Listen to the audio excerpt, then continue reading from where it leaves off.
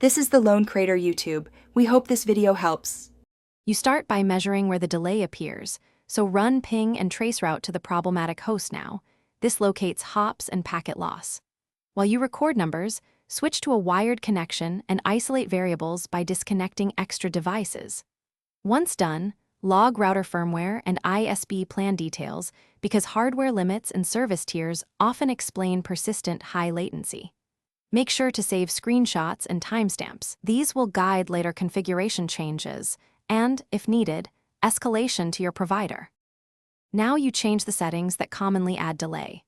Update router firmware, enable hardware acceleration, and reset CoS rules so critical flows get priority. Then adjust MTU to avoid fragmentation.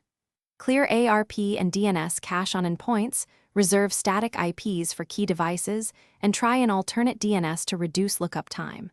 While doing this, compare 4 GHz with 5 GHz wireless bands, and, if possible, move latency-sensitive gear to wired ports to eliminate RF-related spikes. Finish by validating improvements.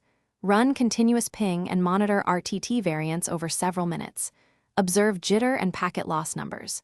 If issues persist, capture a packet trace to reveal retransmissions, duplicated ACKs, or congestion signals.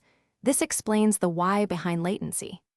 Make sure to compare before and after data, and if the problem remains, contact your ISB with collected logs, traceroute outputs, and timestamps so they can escalate.